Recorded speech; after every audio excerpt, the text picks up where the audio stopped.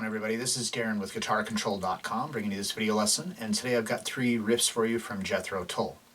Right now Guitar Control has this free chord chart. It's a free download in PDF format. There's a link down in the description. It's really well organized, has every chord that you could ever need at a glance. A really useful tool. It's a free download. Get yours, print it off, put it where you practice, throw it in your gig bag, whatever you might need it. So be sure to click on the link in the description for the tabs, and let's get close up and take a look at these. Alright, so the first one we're going to look at here is Locomotive breath. So for this one here, we've just got 3 chords. We've got E minor, and we've got a G, but it's a different voicing of G. So if you know how to play this first position F major chord, you just take that shape and move it up. So what it is, I'm barring the 3rd fret of the high E and the B string with my first finger, and then I'm on the 4th fret of the G string with my 2nd finger, and the 5th fret of the D string with my 3rd finger. And then we have D, just regular old D.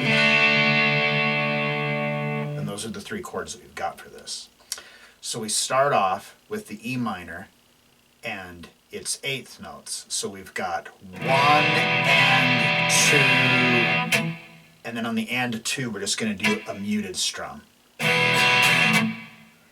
And then on the downbeat of 3, we go to that G for a quarter note, 3, and then to D for beat 4. So that's the first measure. And then starting on the 2nd measure, we go back to the E minor for beat 1. 1. And then we're going to just do a muted strum for 8th notes for beats 2, 3, and 4. So 2 and 3 and 4 and then on the 3rd measure, the downbeat of 1 is another strum. So it's like 1, 2, and 3, and 4, and 1. And the end of 1 we hit the E minor chord again. And on the end of, or on the downbeat of 2, we just do a quick upstroke of the first 2 strings open because we're still in that E minor voicing. And then we have a rest on the end of 2, and then for beat 3 it's the G, and beat 4 it's the D, and then it just repeats.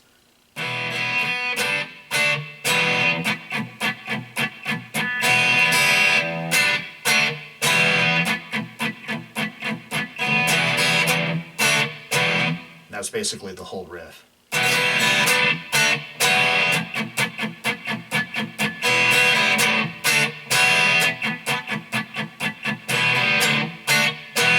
Alright, so the next one we're going to look at is Sweet Dream. This one is really simple as far as it just has 2 chords and some single notes, but this one, it's just kind of weird. The timing on it is really weird. So we start off, we've got like 3 pickup notes here. So we've got the A string open to the 5th fret with your 1st finger, and then the 7th fret with your 3rd finger. And this is a triplet. So triplet, 1 yellow, how I count it. And then starting on beat 2, we've got this E5 chord. So we're on the 7th fret of the A string with your 1st finger, and the 9th fret of the D string with your 3rd finger, and the 9th fret of the G string with your 4th finger. And the low E, B, and high E strings are all open. So that's like that's a big, cool, powerful voicing of that chord. So we've got the 1 yellow, and then starting on the downbeat of 3, we hit the open low E, and then on the and of 3, we hit the 5th fret of the D string. But that's a quarter note, so we pick it on the and of 3, but it rings out for the downbeat of 4, and then on the and of 4, we hit the open A string. So I got the. And then on the downbeat of the next measure, we just move that note from the 4th fret, or excuse me, from the 5th fret to the 4th fret, and that's 1. And then on the downbeat of 2 is the open A string again, 2, and on the and of 2, this note on the D string moved down to the 3rd fret. So we hit that on the and of 2, but it's tied to all of beat 3. So that measure is like 1, 2, and 3, and then on the downbeat of 4, it's a quarter note, all of 4, we have another E5. So right now we left off with our third finger, or excuse me, our first finger on the 3rd fret of the D string. So we're just going to move that down a half step, so we're at the 2nd fret. And then we're going to take our 3rd finger and put it on the 4th fret of the G string, and our 4th finger onto the 5th fret of the B string, and then the high E string is open. Now, you may have trouble getting that high E string because of your finger, but it doesn't matter because it's an E, and we're getting that E right here on the 5th fret of the B string. So if you can't, and it's just not a big deal. And then the whole thing just repeats.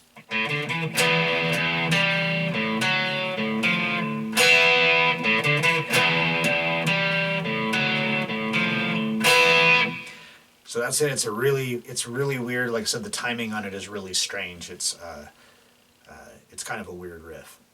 All right, and then finally the last one we're going to look at is the riff from Aqualung.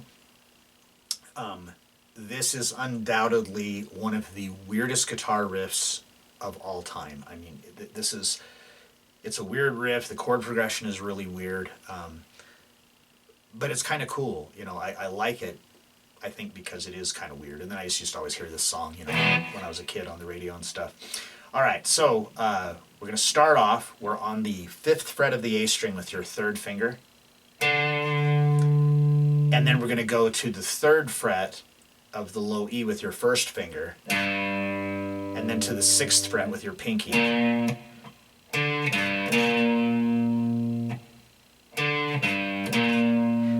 And then to the 3rd fret of the A string, to the 4th fret, and then back to the 3rd fret.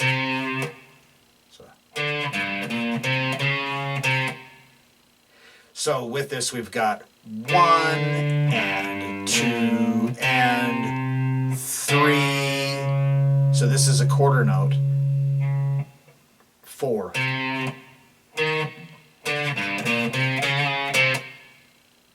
So when we hit that 4th fret, we want to put a little bit of vibrato on that.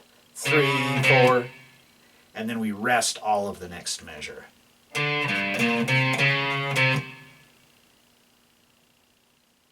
So starting on the 3rd measure, it's the same as the 1st measure again.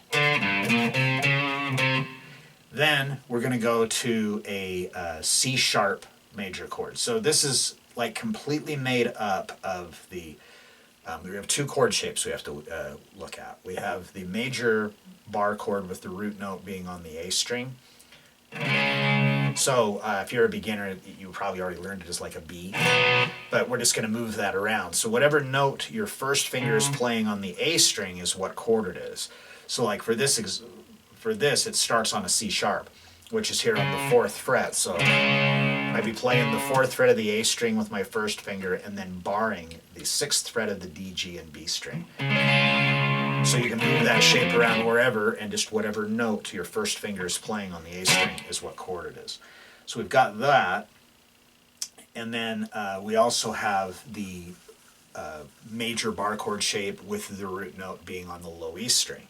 So that's the one, like if you take your, looks like your E, you probably learned it as an F originally, but it's that shape. So again, it's the same idea. Whatever note your 1st finger's playing on the low E is what chord it is. So on this, where we do this shape is actually at the 7th fret right here. So I'm taking my 1st finger and I'm just barring it all the way across the 7th fret. And then I've got my 2nd finger onto the 8th fret of the G string, and my 3rd finger onto the 9th fret of the A string, and my 4th finger onto the 9th fret of the D string.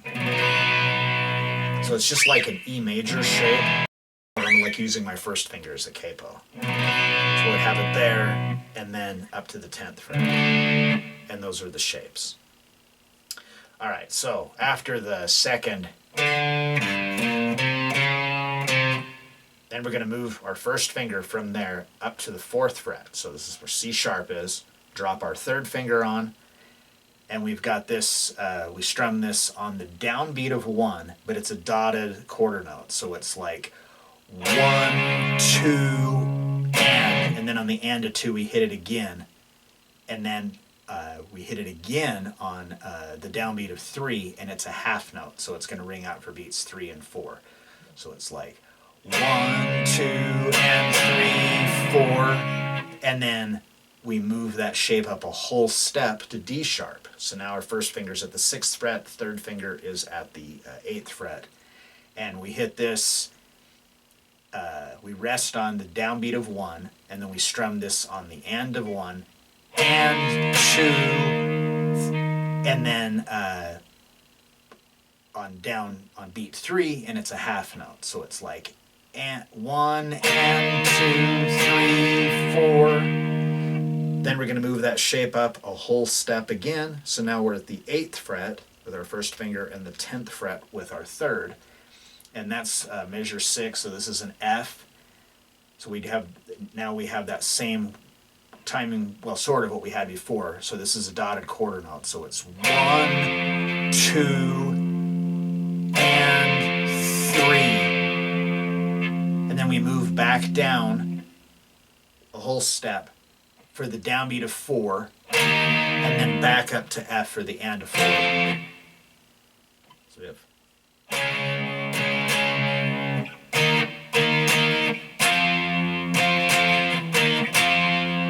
Then starting on measure 7, we go back to this again, back to the 6th fret, the D sharp, back up to the F again, and then up a half step to F sharp, and then back down to C sharp where we started. So.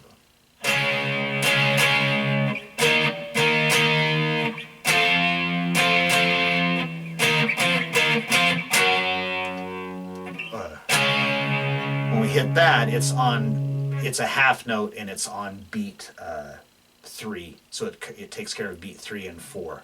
Then we move back up to D sharp again, and we rest on the downbeat of 1, so it's like 1 and 2 and 3, back down to C sharp, 4,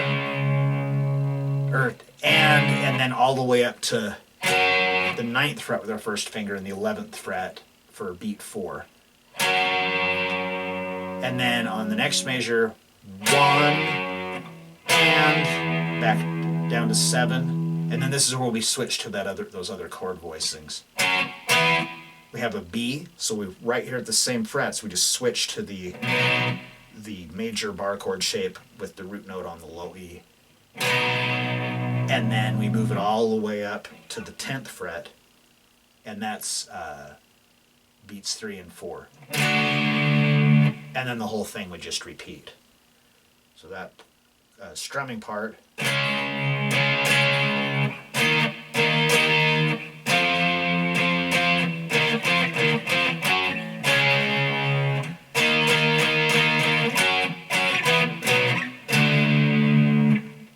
So the whole thing.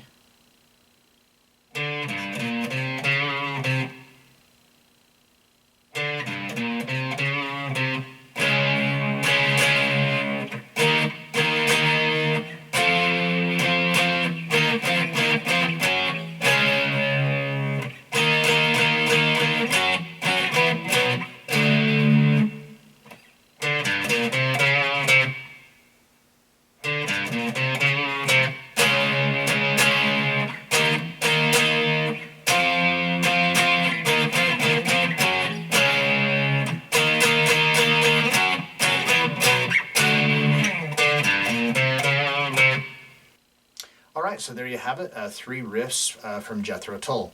So if you like this lesson, be sure to give me a thumbs up and leave a comment down below if you have any questions about this or other guitar-related topics. If you've not already done so, please subscribe to the channel and hit that notification bell so you don't miss any of the content that we upload throughout the week. Well, that is all I have for you today. Thanks for watching and have a great day.